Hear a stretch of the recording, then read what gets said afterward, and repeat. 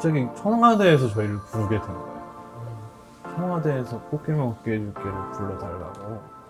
그게 딱 1년 6개월의 시간이었던 것 같아요.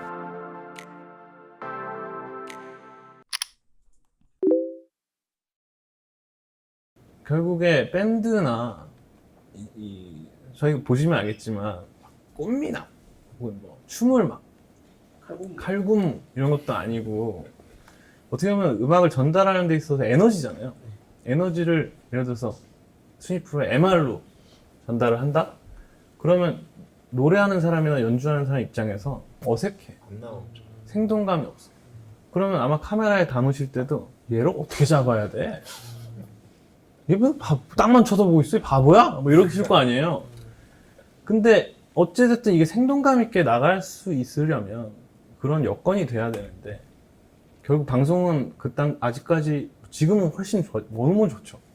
근데 그런 것들이 많이 해결이 안 된 상황이었고 페스티벌 현장에 사람들이 그렇게 많이 모이고 장사가 되고 하니까 여름에만 국한돼 있던 음악 페스티벌이 봄에도 생기고 가을에도 생기고 겨울에도 생기고 그러니까 뮤지션들은 설 수 있는 무대가 많아지고 가보니까 사람이 너무 많아. 그러니까 더 신나죠. 그래서 평소에보다 훨씬 더 좋은 에너지를 무대에서 발산하고 거기에 보러 오신 분들은 그 매력에 또 빠지고 그래서 그 사람의 단독 공연을 또 찾아가게 되고 그 사람의 음원을 또 듣게 되고 음반을 사게 되고 선순환이 이루어지는 거죠. 어떻게 보면 그러면서 보통 음반을 내고 프로모션을 하고 활동을 하면 길게 해봐 6개월? 그 다음에 또 다른 앨범을 내곤 하잖아요. 보통의 음반 업계에. 근데 저희는 2년 반 걸렸어요. 딱 들었다 놨다 좋다를 가지고 활동을 할 때 사람들이 이제 알만하다 라는 순간이 딱 2년 반이 걸리더라고요. 그래서 그때 처음으로 느껴본 거예요. 그전에는 우리 음악에 무슨 문제가 있나? 사람들이 귀에 잘 좋게 안 들리나 봐.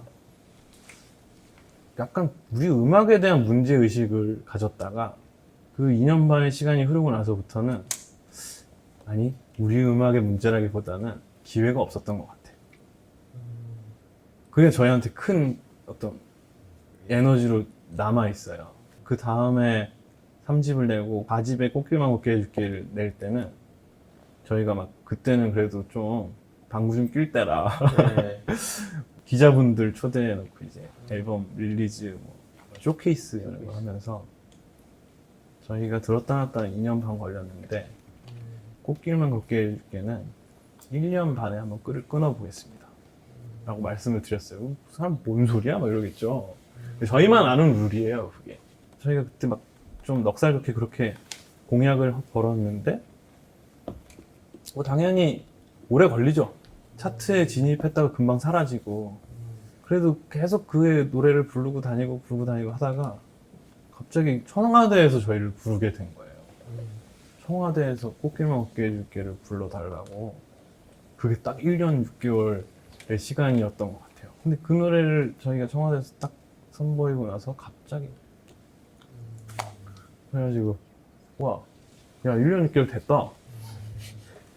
그러면서 이제 막 평창 동계올림픽에 관련된 여러 가지 행사라든가 공연에 저희도 많이 동참하게 되고 그 이후로 정말 결혼식 축가에서 꽃길만 걷게 해줄게를 불러주는 사람도 너무 많아지고 차트에서는 저희 음악을 찾아보기가 쉽지 않지만 그렇게 꾸준히 오랫동안 스테디하게 불려지고 들려지는 노래를 만들어내는 팀이 됐구나 우리가.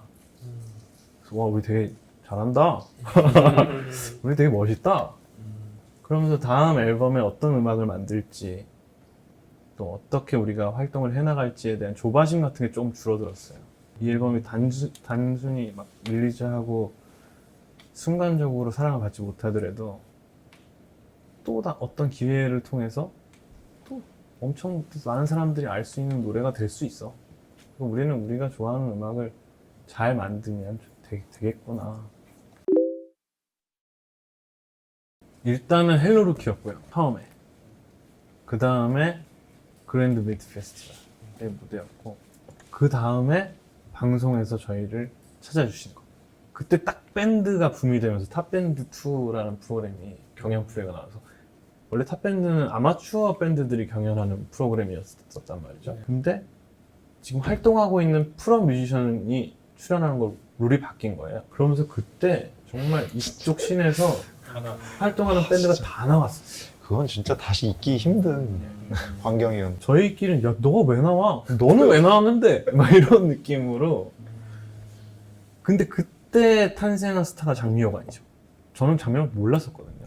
뭐 그때 뭐 피아라든가 트랜스픽션이라든가 농이라든가 뭐 여기저기 로맨틱 펀치 뭐 다 활동하던 팀들이 다 알고 피터팬 컴플렉스? 야 너 10년 만에 TV 나오냐? 막 우리끼리 막 뭐하냐 너 요즘에 막 이러면서 막 서로 안부를 묻던 시기였는데 장미호가는 정말 족보에 없는 친구들이 갑자기 튀어나와가지고 머리 막 이러면서 봉수가 막 이러면서 갑자기 확 라이징이 된 거예요. 그때 탑밴드2의 최대의 수혜자는 장미호가 스타가 나왔죠. 그러면서 이제 밴드의 시대라는 프로그램을 윤도현의 머스트라는 TVN에서 하는 프로그램인데 거기서 이제 밴드 경연프를 또 만든 거예요. 탑밴드2는 KBS에서 예능국에서 만든 게 아니고 교양국에서 만들었다고 하더라고요. 그래서 뭔가 예능적으로 약간 재미가 좀 떨어졌던 것 같아요. 그래서 시청자들이 약간 뭐 재미없는데? 근데 이제 TVN에서 밴드 시대라는 프로그램을 딱 만들면서 진짜 아낌없이 쏟아부으시더라고요. 요번 경연곡은 뭐예요? 뭐 하겠습니다. 원하시는 무대가 있으세요? 요즘 불꽃 좀 터트려 주셨으면 좋겠는데요. 알겠습니다. 어떤 포인트인지만 찍어주세요. 여기입니다. 오, 진짜 불꽃이 나와요. 이 무대는 뒤에 LED를 좀 발라주세요. 그러면 진짜 LED를 발라져 있더라고요. 그리고 꽃가루 풀어주시고 뭐 갈 때 해주세요. 그럼 다 해주시고. 그래서 너무 좋았던 기억으로 남아있어요. 그게. 근데 경연하는 팀이 막 장미여관이고 여기 보니까 피아 있고 로맨틱 펀치 있고 야 너는 요번에 뭐 해달라고 그랬냐? 그래서 저는 무대에서 길 거니까 카메라를 좀 팔로우 해달라고 했어요. 뭐 이런 식의. 그래서 되게 어떻게 보면 우리끼리 축제 같은 무대였었어요. 경연이긴 했지만 야 이런 날도 오는구나. 그러면서 이제 그 프로그램들이 좀 롱런하길 바랬는데 그 이후로 없어졌죠 또.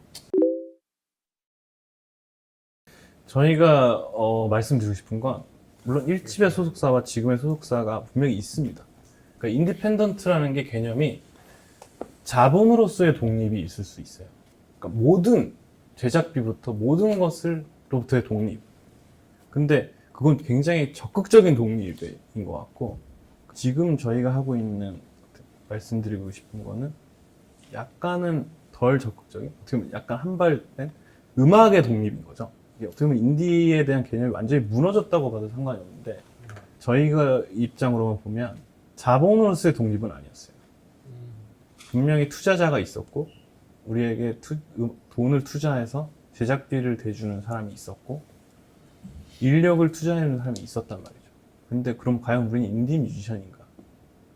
인디란 말이 뭐 장르로 분류되는 것도 되게 웃기지만 어떻게 보면 이게 스피릿이고 마인드란 말이죠.